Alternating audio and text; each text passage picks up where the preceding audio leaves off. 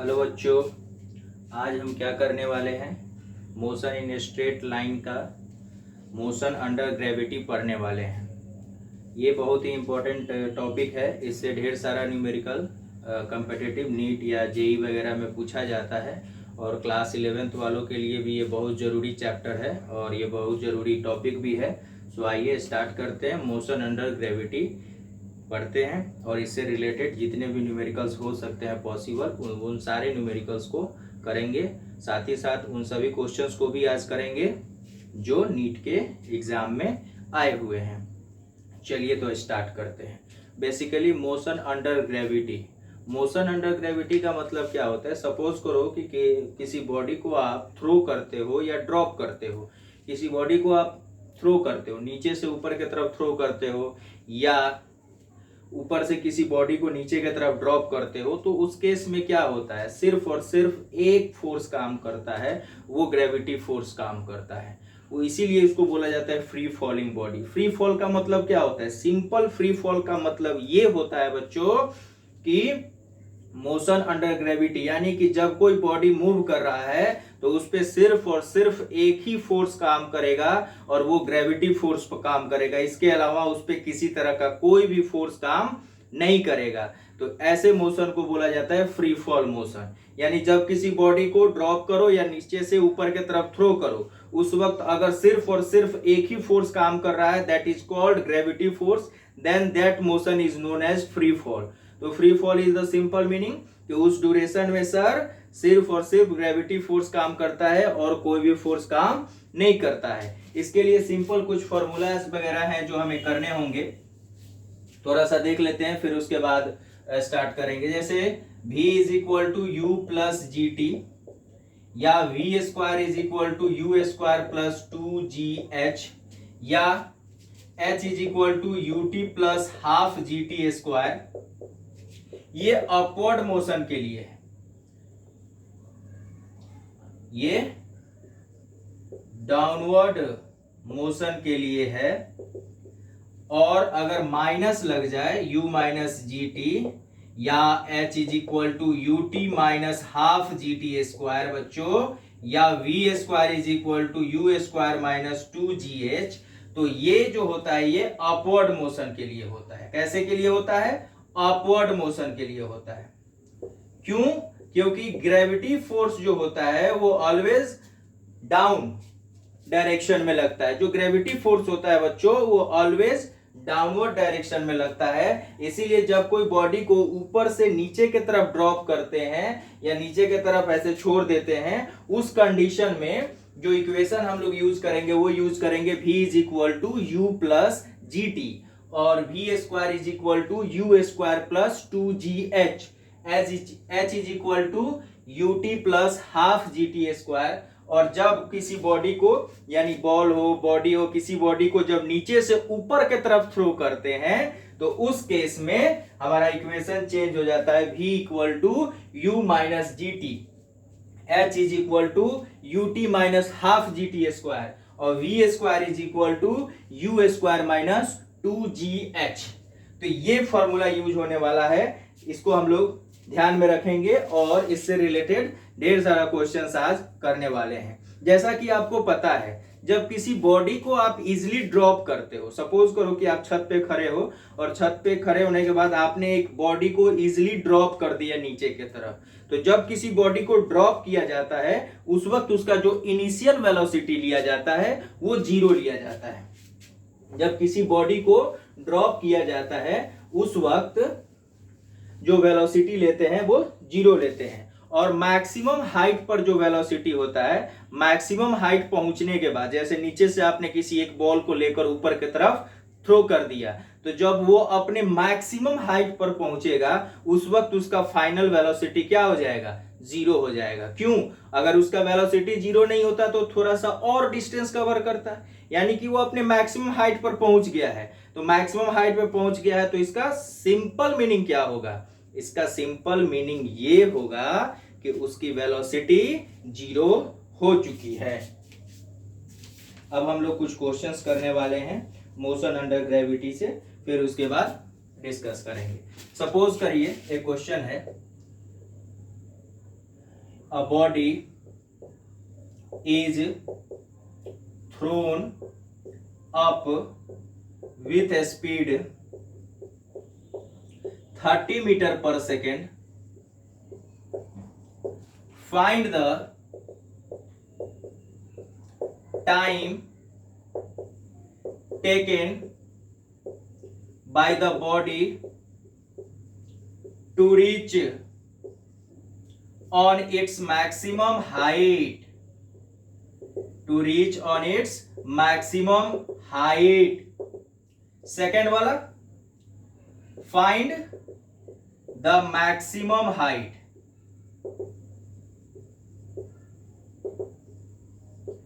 Third में पूछ सकता है कि find the time taken by the body to reach on the ground. Fifth में पूछा जा सकता है find the distance traveled by the body in last second. Six में एक और चीज पूछा जा सकता है कि find the velocity with which body strikes with the ground. Simple सा एक क्वेश्चन है, एक बॉडी है जिस बॉडी को 30 मीटर पर सेकेंड से ऊपर के डायरेक्शन में क्या कर दिया गया है, थ्रो कर दिया गया है। तो आपसे ये सारा चीज पूछा जा रहा है। हालांकि मैं इसको अलग अलग क्वेश्चन बना सकता था, बट मैंने सोचा कि ये जनरली ये सब चीज पूछा जाता है क्वेश्चन में, तो एक ही पार्ट में करके हम लोग कर लेते हैं। जैसे पहला पार्ट है कि time taken by the body to reach on its maximum height, यानी किसी भी बॉडी को जब आप नीचे से ऊपर की तरफ थ्रो करते हो तो अपने मैक्सिमम हाइट पर पहुंचने में वो कितना टाइम लेगा, पहली बात ये कैलकुलेट करना है। दूसरा, जिस मैक्सिमम हाइट पर पहुंचने के लिए टाइम पूछा जा रहा है उस मैक्सिमम हाइट की वैल्यू क्या होगी, ये भी आपसे पूछा जा सकता है। तीसरा, यानी आपने नीचे से बॉडी को थ्रो कर दिया, ऊपर चला गया, ऊपर से फिर नीचे आकर जमीन पे टकरा रहा है, यानी अर्थ पे टकरा रहा है, यानी कि नीचे से ऊपर जाना और ऊपर से नीचे आने में टोटल टाइम कितना लगा, that is called time of flight भी बोला जा सकता है। एंड लास्ट सेकेंड, जब बॉडी नीचे से ऊपर जा रहा था, यानी कि जब आपने थ्रो किया बॉडी को, तो लास्ट सेकेंड, मान लीजिए कि किसी बॉडी को मैक्सिमम हाइट पर पहुंचने में फॉर एग्जांपल ले लेते हैं कि 7 सेकेंड्स लग रहे हैं, 7 सेकेंड, तो 6 से 7 के बीच में, यानी 6 to 7 के बीच में उसने कितना डिस्टेंस ट्रेवल किया है वो कैलकुलेट करेंगे, यानी कि लास्ट सेकेंड की बात करेंगे। ओके, तो मैं बात करूं कि फाइंड द टाइम टेकन, ये हो गया, लास्ट सेकेंड की बात हो गई, और साथ ही साथ कि किस वेलोसिटी से वो आकर अर्थ पे स्ट्राइक करेगा। तो सबसे पहले आपका काम होगा कि ये सारा क्वेश्चंस लिख लेना और 1 बाय 1 हम लोग डिस्कस करने जा रहे हैं। जैसा कि आपको पता है, क्या पता है कि ये है अपवर्ड मोशन। अपवर्ड मोशन में सर जब इक्वेशन कौन सा यूज करेंगे, u minus g T. Body को नीचे से ऊपर थ्रो किया जा रहा है, ऊपर थ्रो किया जा रहा है, तो उसका इनिशियल वेलोसिटी कितना, 30 metre per second. Very good. Final velocity 0 होगा, क्यों, क्योंकि सर ने बोला है कि मैक्सिमम हाइट पर पहुंचेंगे तो फाइनल वेलोसिटी हमारा 0 हो जाएगा। Very good. जी का वैल्यू ना बोला जाए तो 10 मीटर पर सेकेंड स्क्वायर ही लेना है, और आपसे टाइम तो पूछा जा रहा है कि भाई बता दो टाइम क्या होगा। तो सिंपल सी बात है, v के जगह पे 0 पुट कर दिए, u के जगह पे 30 माइनस 10 इंटू टी, तो 30 इज इक्वल टू 10t, तो t is equal to 30 upon 10, that is 3 second. यानी सर बॉडी को नीचे से मैक्सिमम हाइट पर पहुंचने में टाइम कितना लगेगा, 3 सेकेंड्स लगेगा। कितना टाइम लगेगा, 3 सेकेंड लगेगा। यानी जब किसी बॉडी को नीचे से ऊपर की तरफ थ्रो कर रहे हो तो अपने मैक्सिमम हाइट पर पहुंचने में कितना लेगा? 3 सेकेंड। कब? जब 30 मीटर पर सेकेंड से थ्रो किया जाएगा। 40 से किया जाता तो 4 सेकेंड लग जाता, 50 से किया जाता तो 5 सेकेंड लग जाता। तो ये एक सिंपल सा कंसेप्ट है। मैक्सिमम हाइट पर पहुंचने में वेलोसिटी 0, u दिया हुआ है, g का वैल्यू 10 लेना है, t का वैल्यू निकालना है। कौन सा इक्वेशन यूज होगा? v equal to u minus g t. v कितना? 0, u कितना? 30, उसी से तो फेंका गया है। g का वैल्यू 10 और t आपको निकालना है। क्लियर है? चलिए अब हम लोग करेंगे इसका सेकंड पार्ट। भाई बता दो, मैक्सिमम हाइट पर पहुंचने में टाइम तो बता दिए, मैक्सिमम हाइट का वैल्यू भी बता दीजिए सर। कोई बात नहीं है, आ जाते हैं। v square is equal to u square minus 2gh। Height निकालना है ना, तो v square is equal to u square minus 2gh। आपके पास एक और फॉर्मूला था h is equal to u t minus half g t square लगाने का, लेकिन नहीं लगाए। कोई बात नहीं, यही लगा लेते हैं। फाइनल वेलोसिटी 0, ये कितना हो गया? 30 का स्क्वायर 2 इंटू 10 इंटू एच। तो इसको इधर लेकर आइए तो 20 into H is equal to 900। तो h is equal to 900 upon 20, that is 45 metre. यानी ये बॉडी कितना दूर तक जाएगा? 45 मीटर तक जाएगा बच्चों। कितना दूर तक जाएगा? 45 मीटर तक। तो टेंशन लेने का नहीं है, आप भी कुछ भी फेंक दो, कहीं पहुंच जाएगा। तो v square is equal to u square minus 2gh। तो v का वैल्यू 0। क्यों? क्योंकि मैक्सिमम हाइट पर वेलोसिटी 0 होता है। u का वैल्यू 30 है, 2 इंटू 10 इंटू एच। h यहां से इजिली निकल सकता है, 2 into 10 20 into H. Minus sign है, इधर भेज दिए तो क्या हो गया? प्लस हो गया। तो 20h is equal to 900।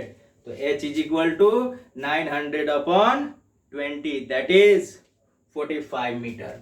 Second part का तो आंसर कर लिया। अब एक बात बताइए, जितना टाइम नीचे से ऊपर जाने में लगता है उतना ही टाइम ऊपर से नीचे आने में लगता है। क्लियर है? कैसे? क्योंकि भाई जितना हाइट ये नीचे से ऊपर गया है उतना ही हाइट तो वो ऊपर से नीचे आएगा। इसीलिए हमेशा जितना टाइम नीचे से ऊपर, नीचे से मैक्सिमम हाइट, ऊपर मतलब ये नहीं कि कहीं और ऊपर, नीचे से ऊपर मींस मैक्सिमम हाइट। तो मैक्सिमम हाइट पर पहुंचने में बच्चा जितना टाइम लगेगा ना, मैक्सिमम हाइट से नीचे आने में भी उतना ही टाइम लगेगा। तो सर थर्ड का आंसर कितना हो जाएगा? नीचे से ऊपर जाने में कितना लगा था? 3 सेकेंड। तो ऊपर से नीचे आने में कितना लगेगा? 3 सेकेंड। तो टोटल टाइम कितना हो जाएगा? 2 इंटू टी। टी कितना टाइम है? 3 सेकेंड। तो 2 इंटू 3 दैट इज 6 सेकेंड्स। यानी कि ये वाला बॉडी 6 सेकेंड में ऊपर जाके घूम के नीचे आ भी जाएगा। अब मैं बात करता हूं कि find the distance travelled by the body in last second. अब ध्यान दीजिए, आपको पता है इसके लिए एक छोटा सा क्वेश्चन फॉर्मूला है जिसको आप इजीली अप्लाई करके सॉल्व कर सकते हो, लेकिन हम थोड़ा सा आप लोगों को एक्चुअल में जो है वो अपना स्टार्टिंग डेटा से बता दे रहे हैं ताकि आपका कंसेप्ट क्लियर हो जाए। बॉडी को मान लीजिए ये ग्राउंड है और ये आपका मैक्सिमम हाइट है। ये आपका क्या है? मैक्सिमम हाइट है। तो यहां से यहां जाने में टोटल कितना टाइम लगा है? 3 सेकेंड्स। तो 3 सेकेंड लगा है, तो मान लेते हैं कि हमको कितना से कितना निकालना है? 2 से 3 के बीच में निकालना है। तो ऐसा करते हैं कि 3 सेकेंड में कितना डिस्टेंस ट्रेवल हुआ है पता तो चल चुका है। कितना? 45 मीटर। अभी तो सॉल्व किए कि ग्राउंड से मैक्सिमम हाइट पर पहुंचने में कितना टाइम डिस्टेंस ट्रेवल किया? 45 मीटर। तो ऐसा करते हैं कि यहां से 3 सेकंड का तो पता है, यहां से अगर 2 सेकंड का निकाल लें और इसमें से माइनस कर दे तो काम हमारा आसान हो जाएगा। तो सर उसके लिए ut minus half g t square, very good, 30 into 2 minus 1/2 into 10, 2 into 2, तो 60 माइनस 20 दैट इज 40 मीटर, यानी 2 सेकेंड में वो कितना चल गया 40 मीटर, और 3 सेकेंड में कितना चला गया 45 मीटर। तो 2 से 3 के बीच में कितना चलेगा 5 मीटर। बोलो हाँ या ना। क्या करेंगे, क्या करेंगे, सबसे पहले ये देख लेंगे कि कितना टाइम में वो मैक्सिमम हाइट पर पहुंचा। क्लियर है, और मैक्सिमम हाइट पर पहुंचने में उसने डिस्टेंस कितना ट्रेवल कर लिया, सिंपल सा है।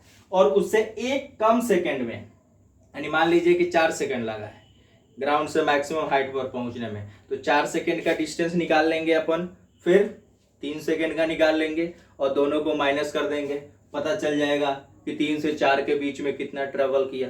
यहाँ तो 2 से 3 के बीच में निकालना था। बोलो हाँ या ना, समझ में आया या नहीं। चलिए क्लियर है। अब एक बात करते हैं कि किस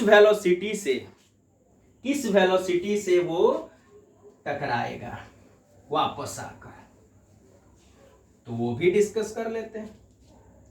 अब मैं बात करूं क्या कि किस वेलोसिटी से जाकर टकराकर आएगा, पता चल चुका है कितना हाइट है 45 मीटर।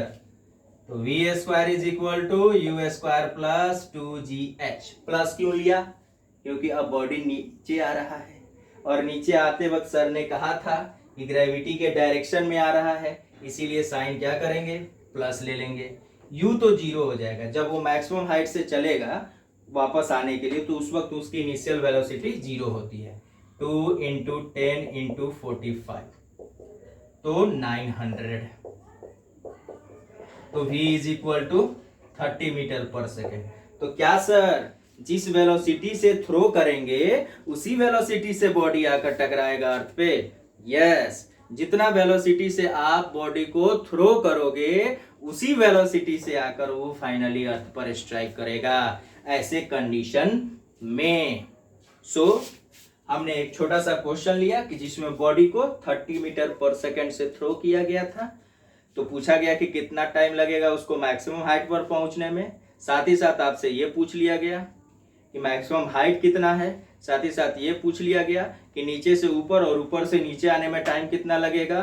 साथ ही साथ आपसे ये पूछ लिया गया कि जब ये नीचे से ऊपर जा रहा था तो अपने लास्ट सेकंड के जर्नी में कितना डिस्टेंस ट्रेवल किया, ये भी आपसे पूछा जा सकता है। साथ ही साथ आपसे ये भी पूछ लिया गया कि किस वेलोसिटी से आकर वो अर्थ पर स्ट्राइक करेगा। तो हमने हर एक पार्ट करने की कोशिश की। अब हम लोग सेकंड क्वेश्चन के तरफ जाएंगे और डिस्कस करेंगे। अगर कोई क्वेश्चन समझ में नहीं आया या किसी तरह का कोई भी प्रॉब्लम आपको वीडियो में आ रहा है तो आप बेझिझक कमेंट बॉक्स में नीचे लिखेंगे। जो भी प्रॉब्लम होगा उस प्रॉब्लम को अगले वीडियो में सही कर लिया जाएगा। सो फीडबैक देने से बिल्कुल ना घबराएं। जो भी आपको लगे कि सर ये इम्प्रूवमेंट की जरूरत है, सर ऐसे 1-2 चैप्टर क्वेश्चन टॉपिक जो भी आपको लगता है वो कमी वो आप बताएंगे, वो चीज सही कर दी जाएगी। ओके, चलिए नेक्स्ट क्वेश्चन की तरफ चलते हैं। Question number 2, a body is dropped, a body is dropped from 80 meter high tower। क्या क्या पूछा जा सकता है? Find the time taken by the body to reach on the ground। Yes, find the velocity with which it strikes with ground, strikes with ground.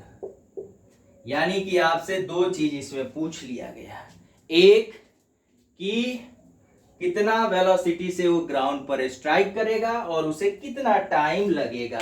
Suppose करो कि तुम छत पे खड़े हो और तुम्हारे पास एक बॉल है और ग्राउंड से छत की हाइट कितनी है 80 मीटर।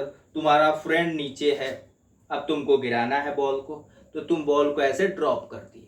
तो जब ड्रॉप किए तो सर ने कहा था क्या, इनिशियल वेलोसिटी 0 लेकर चलेंगे। तो इनिशियल वेलोसिटी पहले ही ले लिए क्या, 0। हाइट पता है जी कितना, कितना 80 मीटर हाइट है। तो पूछा गया है क्या क्या कि कितना टाइम लगेगा उसको 80 मीटर डिस्टेंस ट्रेवल करने में। तो सर ने बोला था कि ये फॉर्मूला लगा लेना, क्या बोलो हाँ या ना। H is equal to u t plus half g t square, 0 into t plus, मैंने बोला था कि जब तक मैं 9.8 बोलूं ना तब तक लेना ना, और टी स्क्वायर पता नहीं है। H तो पता है जी, टी और 2 5 जा 10, 5 टी स्क्वायर। तो t square is equal to 80/5 16। तो टी की वैल्यू 4 सेकेंड। कुछ बच्चे सोचते हैं कि सर प्लस माइनस 4 होगा ना, आपने माइनस क्यों नहीं लिया। तो माइनस इसीलिए नहीं लिया गया मेरे बच्चों क्योंकि टाइम कभी निगेटिव नहीं हो सकता है। ये हमारा फर्स्ट पार्ट हो गया। अब वेलोसिटी चाहिए, वेलोसिटी चाहिए तो कौन सा फॉर्मूला, जनरली यही फॉर्मूला लगाया जाता है कि वेलोसिटी निकालने के लिए स्ट्राइक जब करता है तो, यानी 0 + 2 × 10 × 80, ये हो जाएगा 1600। v स्क्वायर का वैल्यू 1600 तो v का वैल्यू 40 मीटर पर सेकेंड। क्यों, क्योंकि 1600 का स्क्वायर रूट होता है 40 मीटर पर सेकेंड। तो हमने देखा कि एक बॉडी को ड्रॉप किया गया था कितना 80 मीटर से, तो आपसे पूछ लिया गया कि कितना टाइम लगेगा भाई उसको अर्थ पे आने में, और साथ ही साथ ये भी बता दो कि किस वेलोसिटी से वो आकर अर्थ पे स्ट्राइक करेगा। वीडियो को पॉज करके दोनों सॉल्यूशन को अच्छे से कोशिश करेंगे समझने का।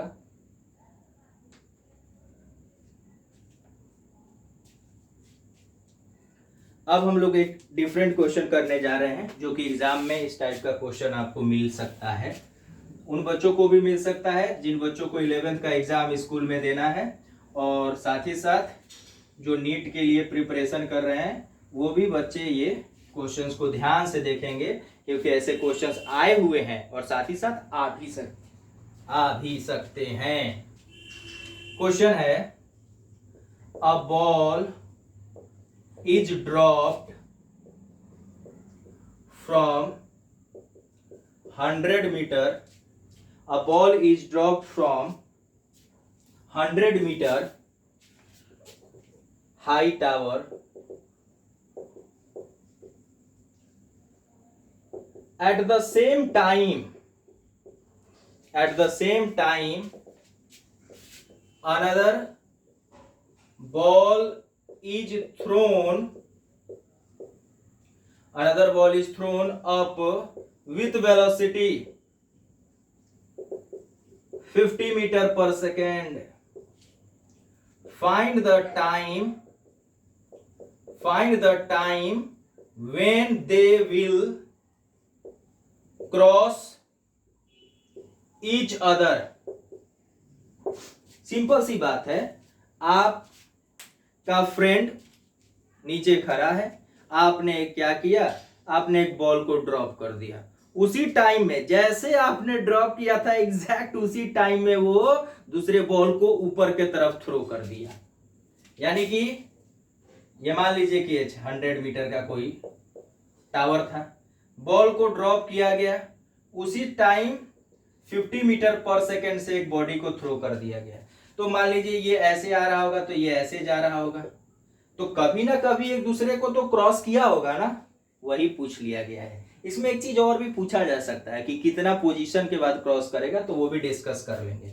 तो सर ऊपर वाले के लिए तो 100 इज इक्वल टू, डायरेक्ट मत लिखिए सर, फॉर्मूला लिख दीजिए, कोई बात नहीं, लिख दे रहे हैं। तो 100 is equal to 0 into t plus half g t square. नीचे वाले के लिए H dash is equal to u t minus half g t square. अच्छा एक बात बताइए आप, सपोज करिए कि ये एच चला है, तो ये कितना चला होगा? 100 minus H.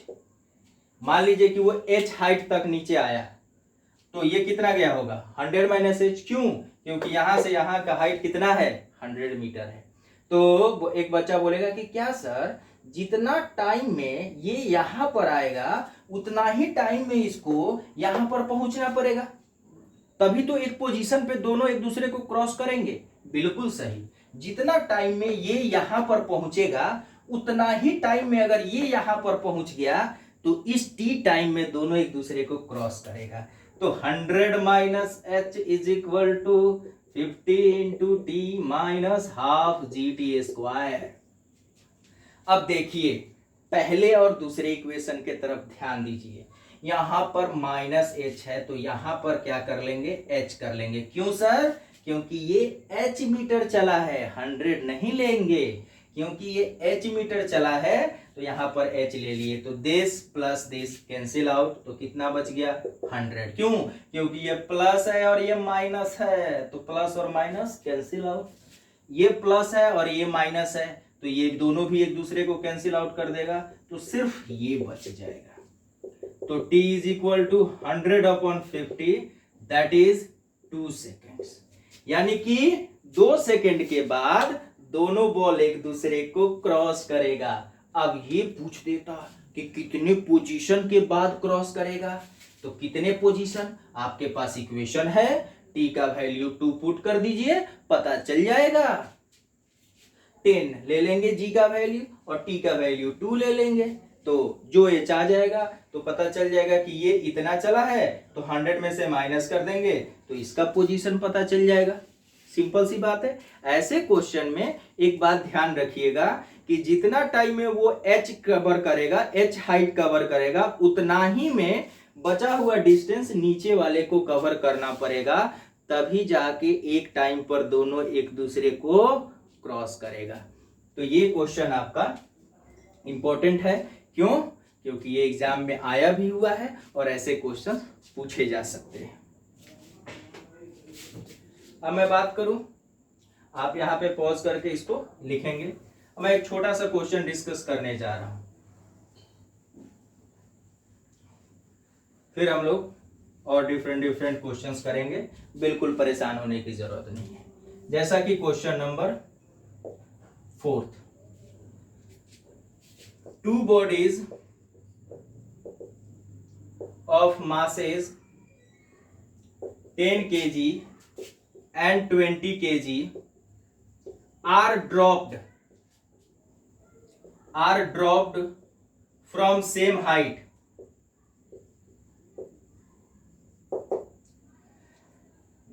Which bodies will reach faster? Fast ले लेते हैं, चलेगा, सेंटेंस में कोई दिक्कत नहीं। मतलब कि ये 2 बॉडी है, एक का मास 20 kg है और एक का मास 30 kg है, और आपसे पूछ लिया गया क्या कि कौन सबसे पहले आकर नीचे जमीन पर आ जाएगा, अर्थ पे आ जाएगा। तो बहुत सारे बच्चे जवाब दे देंगे क्या? 20 kg। क्यों? क्योंकि वेट ज्यादा लग रहा है। लेकिन मेरे बच्चों, मेरे दोस्त, यहां पर 20 kg की बात और 10 kg की करनी ही नहीं है। क्यों? क्योंकि दोनों को ड्रॉप किया गया है, तो दोनों का u क्या होगा? 0। दोनों के लिए g का वैल्यू सेम होगा और दोनों के लिए हाइट भी सेम है। सुनिए, इसमें कहीं मास है, इस इक्वेशन में कहीं मास दिख रहा है कि 20 kg वाला पहले आ जाएगा? नहीं दिख रहा है। नहीं दिख रहा है, इसका मतलब क्या कि मास पे डिपेंड नहीं करता है। अगर दोनों को सेम हाइट से ड्रॉप किया गया है ना, तो दोनों सेम टाइम पर आकर अर्थ पे स्ट्राइक करेगा। क्यों? क्योंकि यहाँ पे कहीं भी मास नहीं दिख रहा, तो मास नहीं दिख रहा तो क्यों यूज करेंगे, नहीं करेंगे। तो h is equal to u t plus half g t square में दोनों के लिए u क्या होगा सर, 0 होगा। क्यों, क्योंकि दोनों को ड्रॉप किया गया है।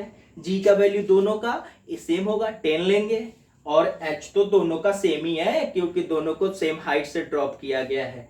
तो t निकालना है, तो t निकल जाएगा। तो t यहाँ पे दोनों का क्या आएगा, सेम आएगा।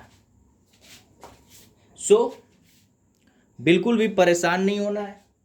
तो कोई भी पूछे कि कौन सा बॉल पहले आएगा, तो दोनों साथ में आएगा। कौन सा बॉडी पहले आएगा, दोनों साथ में आएगा। वेलोसिटी का क्या बात होगा, तो वेलोसिटी का बात ये होगा कि दोनों का वेलोसिटी सेम होगा।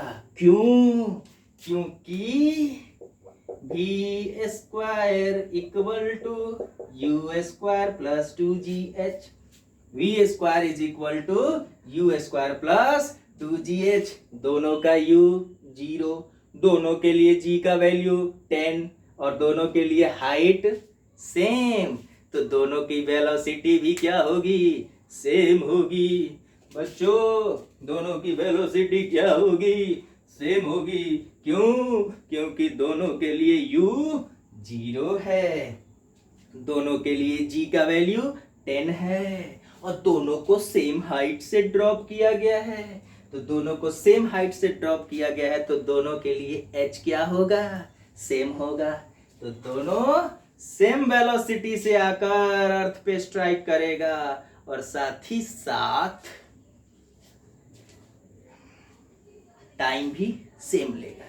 अब ये मत पूछ देना सब कि कौन ज्यादा गड्ढा करेगा, ये बात की बात हो गई। यहाँ पर गड्ढा करने की तो बात हो नहीं रही है कि 20 kg वाला नीचे धंसेगा या 10 kg वाला, बात तो ये नहीं हो रही। बात हो रही है अपनी सिंपल सी, क्लियर। अब मैं एक क्वेश्चन करने जा रहा हूं, आप लोगों को ध्यान से इस बात को सुनना होगा। क्या है, मान लीजिए कि एक 80 मीटर का हाई टावर है, 80 मीटर का हाई टावर है, आपके घर का नहीं, एक कोई बदमाश बच्चा है, बदमाश बच्चा है, बदमाश बदमाशी करने में मशहूर है। अब ये क्या हुआ कि छत से फिसल गया और आप यहां पे खड़े हो और इतना का हाइट है 40 मीटर या 100 मीटर भी ले लेते हैं, 100 मीटर ले लेते हैं, ज्यादा सही होगा। अब ये बच्चा, ध्यान से सुनिए, ये बच्चा जमीन पर गिर कर इसका काम तमाम ना हो जाए, ये जमीन पर गिर के इसका काम तमाम ना हो जाए, इससे पहले हमें इसको बचा लेना है। यानी कि 80 मीटर का एक बिल्डिंग है, मान लेते हैं, टावर मान लिए, बिल्डिंग मान लिए, 80 मीटर का एक बिल्डिंग है, उस पे एक शरारती बच्चा खेल रहा है। घर वालों ने बोल दिया होगा कि जा खेल छत पर, तो वो छत पे चला गया खेलने, लेकिन छत खुला था। खेलते खेलते वो 80 मीटर टॉप बिल्डिंग से नीचे की तरफ गिरेगा, तो आपका ध्यान उसके तरफ गया कि बच्चा तो गिर रहा है, तो आप क्या करोगे, दौड़ोगे उसको पकड़ने के लिए। अब इस बच्चा को सेफली बचा लेना है, यानी कि इसको चोट ना लगे, ये जमीन पर आकर गिरे ना, उससे पहले आपको पहुंचकर बचा लेना है। पता है आपको कि आपका डिस्टेंस कितना है, इसका बॉटम से, बिल्डिंग के बॉटम से आपकी डिस्टेंस कितनी है, 100 मीटर। यानी आपको 100 मीटर दौड़ कर आकर इस बच्चे को बचाना है। तो सबसे पहली बात आपको मैं बता दूं कि ऐसे क्वेश्चन में क्या किया जाता है। सबसे पहले ये निकाल लीजिए कि बच्चा जमीन पर आकर कितना टाइम में गिर जाएगा। सिंपल सा है कि कितना टाइम में बच्चा आकर अर्थ से स्ट्राइक कर जाएगा, सर हाथ उसका फट जाएगा, टूट जाएगा, कुछ भी हो जाएगा, आगे कुछ ना हो ऐसा मैं भगवान से प्रे करूंगा, बट फिजिक्स यूज करना है तो करना तो पड़ेगा। तो हम क्या करेंगे कि देखेंगे कि ये कितना टाइम में जमीन पर आ सकता है, अर्थ पे आ सकता है। तो h is equal to u t plus half g t square, तो 80 इक्वल टू 0 प्लस g का वैल्यू सर 10 और t स्क्वायर, तो 2 5 जा 10 sir, 5t square is equal to 80, तो t square is equal to 80/5 sir that is 16।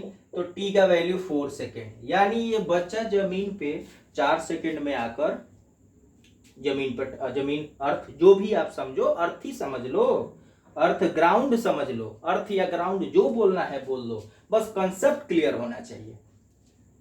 यानी कि 4 second पे वो ग्राउंड पर गिर जाएगा, फ्लोर पर आकर बच्चा गिर जाएगा और उसका सर फट सकता है, हाथ टूट सकता है। आपको बचाना है उस बच्चे को, तो आपको क्या करना पड़ेगा? आप भागोगे इधर बचाने के लिए, मैं आ रहा हूं तुम्हें बचाने के लिए, लेकिन कैसे बचा पाओगे? आपको बचाने के लिए ध्यान रखना होगा क्या कि आपको 4 सेकेंड या 4 सेकेंड से पहले पहले आपको यहां आकर खड़ा हो जाना पड़ेगा। 4 सेकेंड से पहले या 4 सेकेंड होते होते आपको आकर यहाँ पे खड़ा हो जाना पड़ेगा। तो सेव करने के लिए कौन सी वैल्यू लेंगे कि सर ये 4 सेकेंड में नीचे गिर रहा है ना, हम 4 सेकेंड से पहले आके यहाँ पर खड़ा रहेंगे ताकि इस बच्चा को कैच कर लें। बेझिझक, बिल्कुल सही। तो यहां से आप एक्सेलरेट तो करोगे नहीं, कांस्टेंट मोशन से ही मूव करोगे। तो अभी आपको पता है v इक्वल टू क्या होता है, s/t। तो t इक्वल टू s/v, यानी ये जो आपका टाइम है, यहां से यहां आने वाला जो आपका ये टाइम है, ये 4 सेकेंड से कम होना चाहिए। वेरी गुड, कितना होना चाहिए?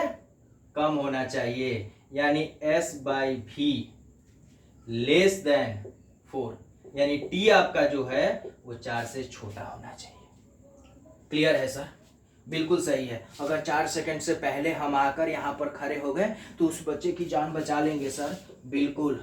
s कितना है? 100 मीटर। v आपको नहीं पता है, ये 4। तो v ग्रेटर देन 100/4। क्यों? क्योंकि आप यहाँ पर लिख सकते थे 100/4 ग्रेटर देन v, तो मैंने इसको थोड़ा सा उल्टा लिख दिया, यानी v ग्रेटर देन 25, यानी कि आपको 25 मीटर पर सेकेंड से ज्यादा स्पीड लगाकर दौड़ना होगा, तब जाकर आप 4 सेकेंड में यहाँ पर पहुंचोगे और इस बच्चा को सेफली बचा लोगे गिरने से, टूटने से, पटकने से, मरने से। सो आपका स्पीड 25 मीटर पर सेकेंड यानी 25 मीटर पर सेकेंड से ज्यादा होना चाहिए। क्लियर है? हो सकता है कि आपका दोस्त एक पेड़ पर खड़ा है और वो आम गिरा रहा है। अब आम नीचे गिरकर फट ना जाए तो आपको दौड़ के आके यहाँ पर आम को कैच कर लेना है, ये भी पूछा जा सकता है। तो कंडीशन वही है, पहले पता कर लो कि पेड़ से ग्राउंड पे आने में कितना टाइम लगेगा, और उससे पहले अगर पहुंच जाओगे तो काम आपका हो जाएगा, और नहीं तो देर से पहुंचे तो खो दोगे। क्या जी? हाँ।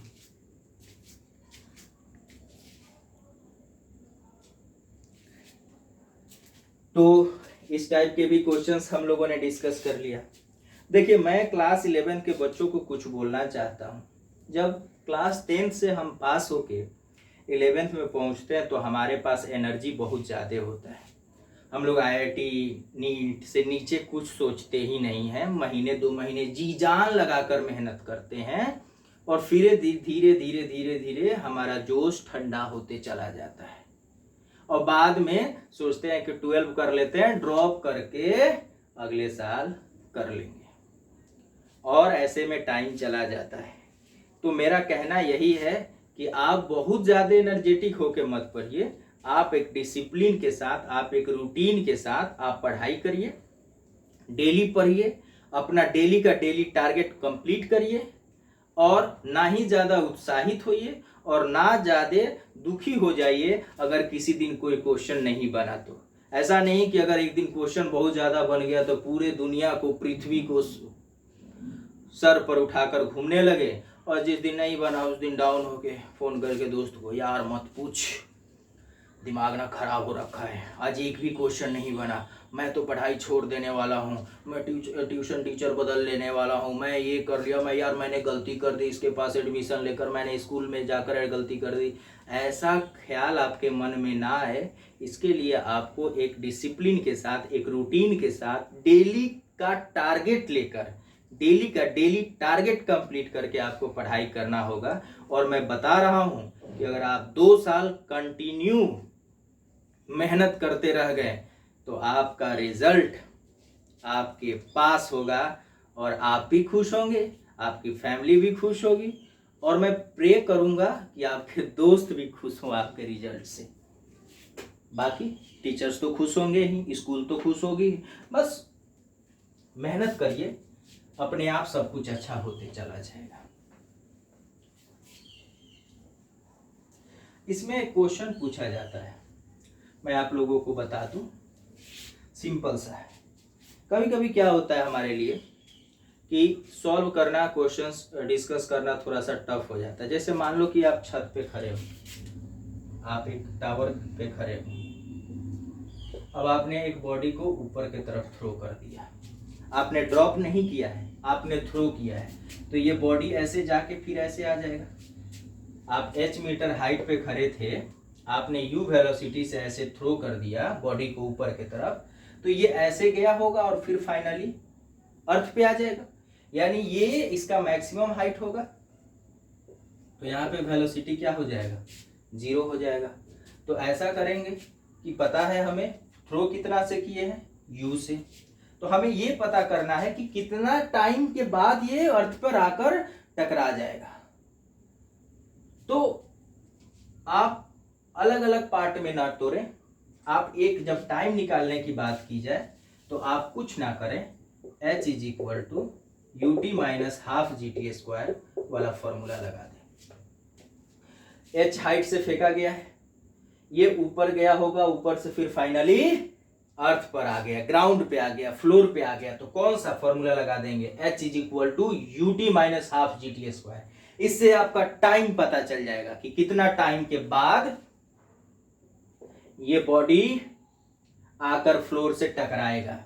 आपका u गिवन होगा, u नहीं गिवन होगा तो t गिवन होगा, आपको पता चल जाएगा, इजिली आपको पता चल जाएगा।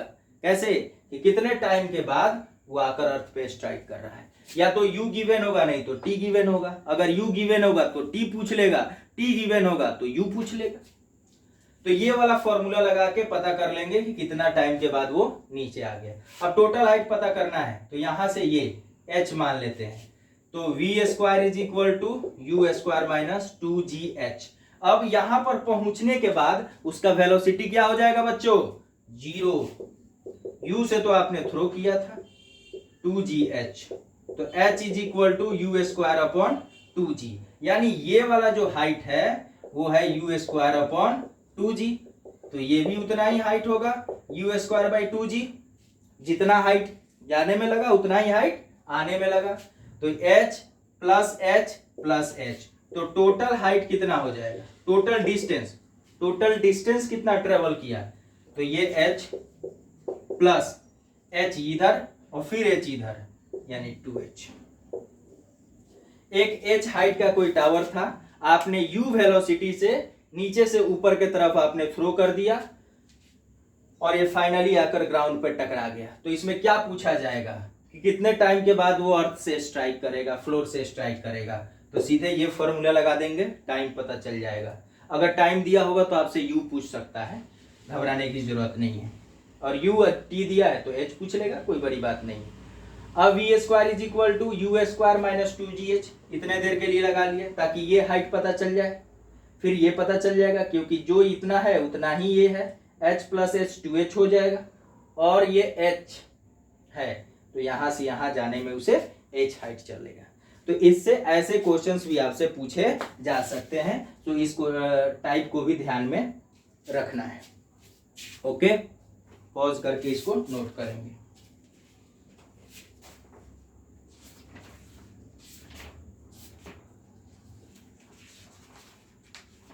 क्वेश्चंस तो बहुत आए हुए हैं, आप पढ़ोगे, आप समझोगे तो आपको अच्छे से समझ में आएगा।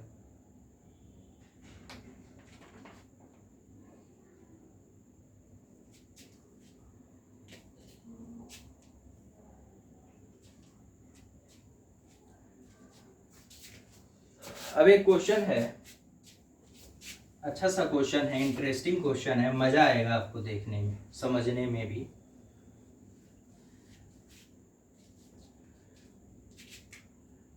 a stone is dropped freely, it covers h1 distance in first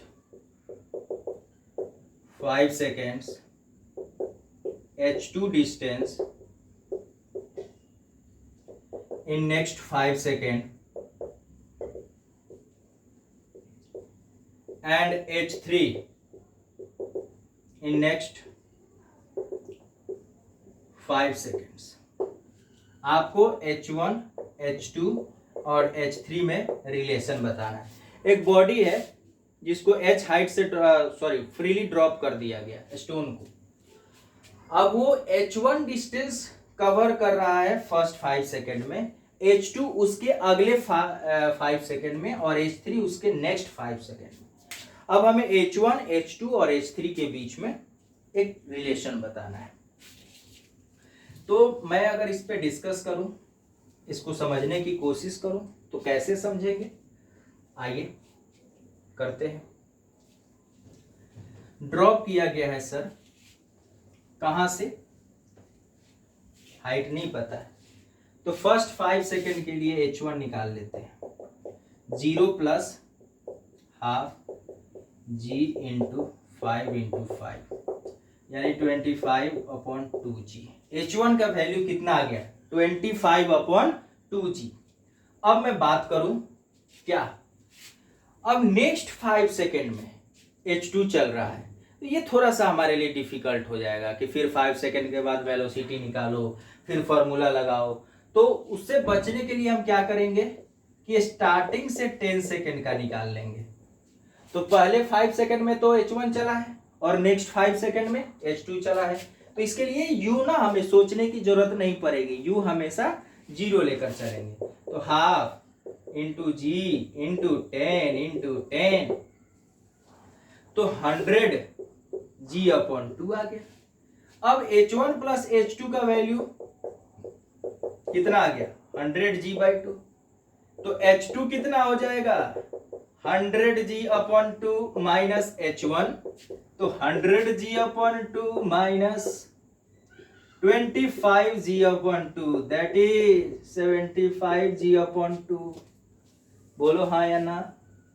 अब h3 चल रहा है उसके अगले 5 सेकेंड में, तो 5 सेकेंड में निकालना थोड़ा टफ हो गया, तो क्या कर लिए, h1 plus h2 plus h3, 0 plus g into 15 into 15 कितना हो जाएगा, 225g/2. h1 plus h2 plus h3 का वैल्यू आ गया इतना. तो h3 is equal to sir, very good, इसकी वैल्यू कितनी है, 100. कितना आ गया, h1 निकल गया, h2 निकल गया, h3 निकल गया. तो एक बात बताओ, h2 जो है वो 3 टाइम्स ऑफ क्या है, h1 है. अगर 3 से मल्टीप्लाई करोगे तो 75 हो जाएगा. और h3 जो है वो 5 टाइम्स ऑफ h1 है. तो रिलेशन क्या हो गया, h1 is equal to h2/3 और h3/5. ये रिलेशन हो गया. आपको जिसमें ऑप्शन ऐसा दिख जाए तो कर लेंगे. क्या किए सर, पहले 5 सेकेंड का कैलकुलेट कर लिए. अब नेक्स्ट 5 सेकेंड के लिए हमें u निकालना पड़ता, तो हमारे लिए थोड़ा डिफिकल्ट हो रहा था, तो हम नहीं करेंगे वैसा. ऐसा करते हैं कि स्टार्टिंग का 10 सेकेंड का निकाल लेते हैं. तो h1 प्लस h2, तो h2 यहां से आ जाएगा. फिर स्टार्टिंग का 15 सेकेंड का निकाल लेंगे, तो h1 plus h2 plus h3 आ जाएगा. u मतलब 0 यहां पर इसलिए लिया गया है क्योंकि जब किसी स्टोन को आप ड्रॉप करोगे तो उस वक्त उसका इनिशियल वेलोसिटी कितना होगा, 0 होगा. तो इनिशियल वेलोसिटी 0 होगा, तो हमारे लिए कैलकुलेट करना बहुत आसान हो गया. ओके, वीडियो को पॉज करके एक बार खुद से सॉल्व करने की कोशिश करेंगे, फिर हम लोग आगे की तरफ बढ़ेंगे.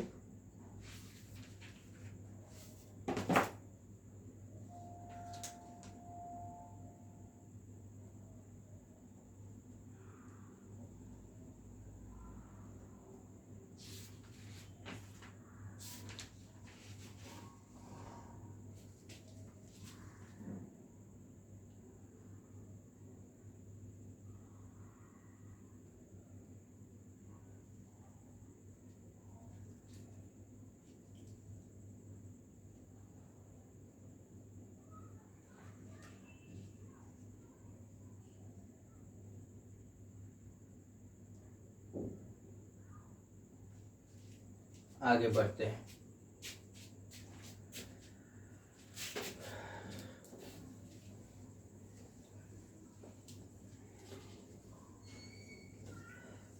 कुछ इंटरेस्टिंग क्वेश्चन सीखना है।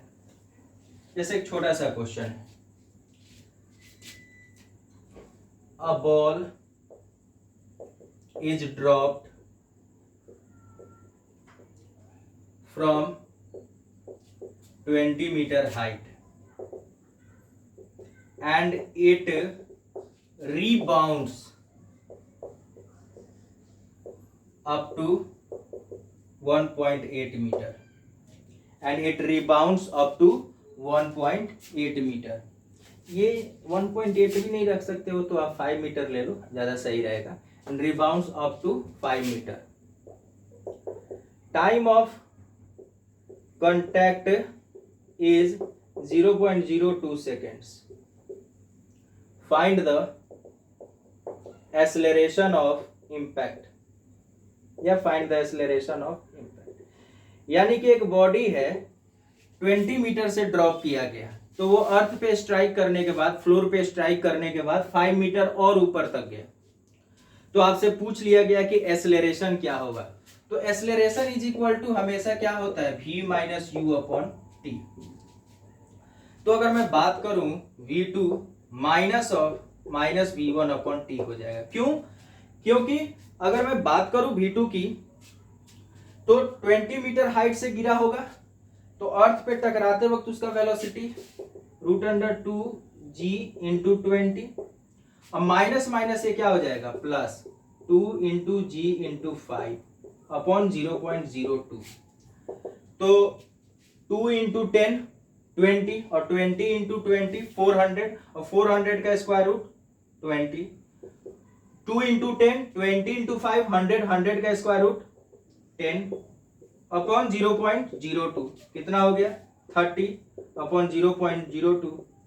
यानी अगर करेंगे तो 100 अपॉन 2 यानी 1500 मीटर पर सेकेंड स्क्वायर। कैसे किया गया? आप एक बात बताओ कि रिबाउंड आपने गिराया, सोचो 20 मीटर हाइट से एक बॉडी को आपने ड्रॉप कर दिया, तो वो अर्थ पे टकराएगा ऐसे आकर। अब इसको अगर आप पॉजिटिव लेते हो तो ये रिबाउंड किया, तो आपको इसको दूसरे वाले को क्या लेना पड़ेगा, निगेटिव लेना पड़ेगा। क्यों? क्योंकि अगर डाउनवर्ड डायरेक्शन को आप पॉजिटिव ले रहे हो तो अपवर्ड डायरेक्शन को आपको क्या लेना होगा, निगेटिव। अब एक बात बताओ, 5 मीटर तक ही रिबाउंड किया है, तो 5 मीटर तक रिबाउंड किया, इसका मतलब क्या कि 5 मीटर पर जाकर रेस्ट में आ गया है, इसीलिए डायरेक्ट फॉर्मूला 2gh लगाया गया है। और 20 मीटर से आपने ड्रॉप किया तो उसका u कितना हो गया, 0 हो गया, इसीलिए √2gh डायरेक्ट फॉर्मूला यूज किया गया है। ध्यान रहे, आपको याद रखना है कि किसी हाइट से आपके बॉडी को ड्रॉप किया गया, आप स्ट्राइक किए और स्ट्राइक करने के बाद आप कुछ ऊपर तक हाइट तक रीबाउंड्स किए हैं और आपको टाइम ऑफ कांटेक्ट दिया हुआ है। तो एक्सेलरेशन ऑफ इंपैक्ट यानी कि कितना एक्सेलरेशन मिला जिससे कि आप 5 मीटर और ऊपर की तरफ उछल गए, तो that is called acceleration of impact. तो आपको ये फॉर्मूला याद रखना है, माइनस माइनस क्या हो जाएगा, प्लस हो जाएगा। क्यों? क्योंकि फाइनल वेलोसिटी माइनस इनिशियल होता है, और अगर आप ऐसे लिए हो, डाउनवर्ड डायरेक्शन को पॉजिटिव लिए हो, तो अपवर्ड डायरेक्शन को आपको नेगेटिव लेना पड़ेगा, और इससे हमारा ये आंसर आ जाएगा।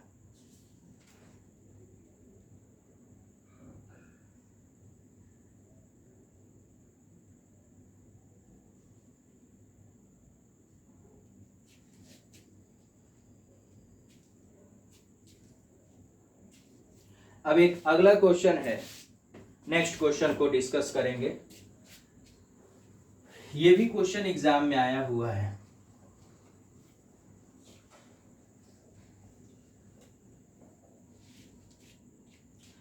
बोल रहा है कि a body is dropped from A top of A tower after 6 seconds, another body is thrown down they both meet at t equal to 18 seconds. Find the velocity of the second body. यानी आपने एक body को drop कर दिया, drop करने के 6 second यानी 6 second के बाद एक आपने बॉडी को थ्रो किया नीचे की तरफ। तो जब आप थ्रो करोगे तो उसको कुछ ना कुछ वेलोसिटी दोगे। तो स्टार्टिंग के जब आपने फर्स्ट बॉल को ड्रॉप किया था उसके 18 सेकेंड यानी 18 सेकेंड के बाद पता चला कि दोनों का लेवल क्या है, सेम है। तो बताइए कि दूसरे वाले को कितना वेलोसिटी से थ्रो किया जाए कि 18 सेकेंड के बाद दोनों का लेवल क्या हो जाए, सेम हो जाए, यानी कि दोनों का दोनों सेम डिस्टेंस ट्रेवल कर ले। तो उसके लिए क्या सोचना होगा कि पहला वाला बॉडी कितना चला गया 18 सेकेंड, और दूसरा वाला बॉडी क्योंकि 6 सेकेंड के बाद उसे ड्रॉप किया गया है तो वो कितना सेकेंड चलेगा, 12 सेकेंड चलेगा। पहला वाला कितना चला 18 सेकेंड और दूसरा वाला कितना चला 12 सेकेंड, यानी कि जो पहला वाला बॉडी 18 सेकेंड में डिस्टेंस ट्रेवल करेगा वही डिस्टेंस उसको 12 सेकेंड में कवर करना पड़ेगा। यानी कि जिसको आपने ड्रॉप किया है वो बॉडी 18 सेकेंड में जितना डिस्टेंस ट्रेवल करेगा उतना ही सेकेंड डिस्टेंस 12 सेकेंड में दूसरे वाले बॉडी को ड्रॉप करना चलना पड़ेगा। सही है। तो जिसको ड्रॉप किया है उसका इनिशियल वेलोसिटी 0। दोनों का हाइट क्या होना चाहिए बच्चा, सेम। दोनों के द्वारा डिस्टेंस ट्रेवल कितना होना चाहिए, सेम। ये कितना सेकेंड चलेगा 18, ये कितना सेकेंड चलेगा 12, यानी दोनों का डिस्टेंस 18 और 12 दोनों का क्या होना चाहिए, सेम होना चाहिए। तो ड्रॉप किए तो u 0 हाफ, g का वैल्यू 10, t का स्क्वायर यानी 18 सेकेंड चला है, और इसका नहीं पता है u क्योंकि वही पता करना है। 12 सेकेंड चला है, हाफ 10 इंटू 12 इंटू 12, 2 5 जा 10, 18 5 जा 900 और 18 5 जा 90 into 18 is equal to 12u plus 60 into 12, 18 9 जा 162, 12u प्लस 720। अब इसमें से सब्ट्रैक्ट करते हैं तो 1620 में से 720 घटेगा तो 900, तो 900 अपॉन 12, 12 7 जा 84 और 12 5 जा 60, यानी कि 75 मीटर पर सेकंड से दूसरे वाले को अगर नीचे की तरफ थ्रो करेंगे तो उस केस में 18 और 12 सेकंड का डिस्टेंस क्या होगा, सेम होगा। क्या क्वेश्चन था, आपने एक बॉडी को ड्रॉप कर दिया, 6 सेकंड के बाद दूसरे बॉडी को आपने थ्रो किया, तो स्टार्टिंग से 18 सेकंड के बाद दोनों सेम लेवल पे था। तब ये कैसे पॉसिबल होगा, ये तभी पॉसिबल होगा ना कि दूसरा वाला जो 12 सेकंड में मूव करेगा, जितना डिस्टेंस कवर करेगा उतना ही वो 18 सेकंड में कवर करेगा, और दोनों क्यों बराबर करेगा, इसीलिए तो उसको थ्रो किया गया है। अगर ड्रॉप किया जाता तो नहीं होता, इसीलिए उसको पहले से वेलोसिटी दे दिया गया कि भाई तू जा, तेरे को पहले से वेलोसिटी दे देता हूं, तू पकड़ ले उसे। तू 6 सेकंड बाद निकला है ना, तो तेरे को स्टार्टिंग में कुछ वेलोसिटी दे देते हैं, लेकिन तू पकड़, जब 18 सेकंड हो रहा होगा तो तू उसे कैच करेगा। कैच करेगा मतलब पकड़ लेगा। पकड़ने के लिए 12 सेकंड में उसको उतना ही डिस्टेंस ट्रेवल करना होगा जितना पहला वाला बॉडी 18 सेकंड में ट्रेवल करेगा। बोलो हाँ या ना।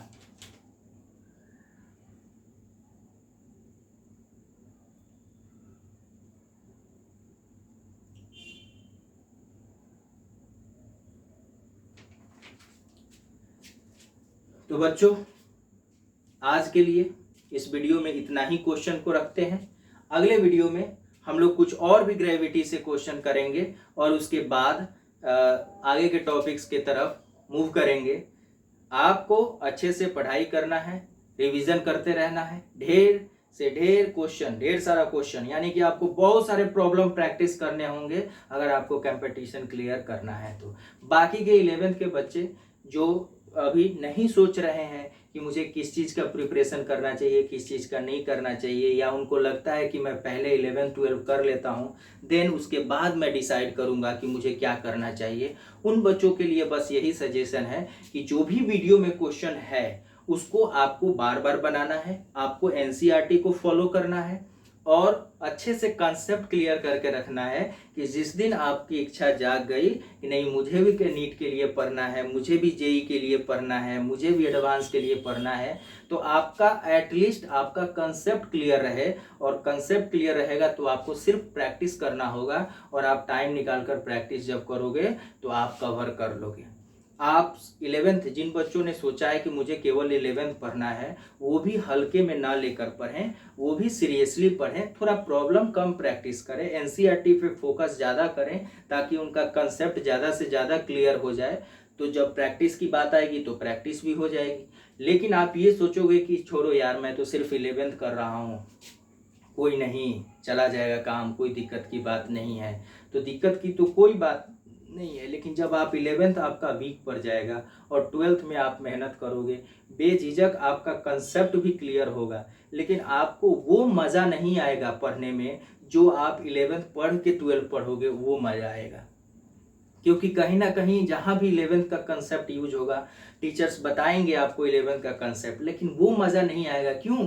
क्योंकि वो तो एक फॉर्मूला बता देंगे, बोल देंगे कि 11th में पढ़े हैं, ये पढ़े हैं, वो पढ़े हैं, और आपका क्लियर कंसेप्ट नहीं होगा। तो आप कितना भी मेहनत कर लो 12 में, आप 100% क्लियरिटी के साथ नहीं सीख सकते हैं। इसीलिए ज़रूरी है कि अगर आप किसी भी कंपटीशन की प्रिपरेशन नहीं कर रहे हैं, फिर भी आप अपना 100% दें, एनसीईआरटी को अच्छे से करें, बोर्ड्स पे कराए हुए क्वेश्चन सारे डिस्कस करें, खुद से बनाएं, रिवीजन करें बार बार। बाकी का कोई एक नॉर्मल अच्छा सा बुक ले लें, अपने टीचर से बात करके वो बुक को फॉलो करें, और क्वेश्चंस प्रैक्टिस करते रहें और पढ़ाई करते रहें। अगर किसी तरह का कोई भी कमी आपको दिखता है या किसी भी तरीके का मेरे से हेल्प चाहिए होगा, यानी कि किसी टॉपिक से रिलेटेड, किसी कंसेप्ट से रिलेटेड, किसी क्वेश्चन से रिलेटेड, तो आप कमेंट बॉक्स में नीचे वो क्वेश्चन, वो टॉपिक डाल देंगे। जो भी चीज़ आपकी डिमांड होगी रिगार्डिंग स्टडी, वो पूरा कर दिया जाएगा आगे की वीडियो में। सो अच्छे से पढ़ना है, मस्त होकर पढ़ना है, खेलते कूदते रहना है, लेकिन पढ़ाई नहीं भूलनी है। डेली टारगेट बनाना है, उस टारगेट को कंप्लीट करना है, फिर अगले दिन सुबह में टारगेट बनाएंगे और उस टारगेट को कंप्लीट करेंगे। फिर आप डेली मेहनत करिएगा, आपका पढ़ाई में मन लगने लगेगा और आपको फिजिक्स आसान लगेगा। फिजिक्स आपको आसान तभी लगेगा जब आप डेली पढ़ोगे, आप क्वेश्चन प्रैक्टिस करोगे। अगर आप क्वेश्चन प्रैक्टिस नहीं करोगे तो शायद आपके लिए फिजिक्स थोड़ा टफ लगे, लेकिन मेरे तरफ से पूरी कोशिश रहेगी कि नहीं, बच्चा को इजी से इजी वे में डिलीवर किया जाए, ज़्यादा से ज़्यादा क्वेश्चन डिलीवर किया जाए, ताकि बच्चा को अच्छे से समझ में आए और बच्चे अच्छे से पढ़ाई करें और अच्छे से फिजिक्स को समझे। तब तक के लिए all the best, thank you.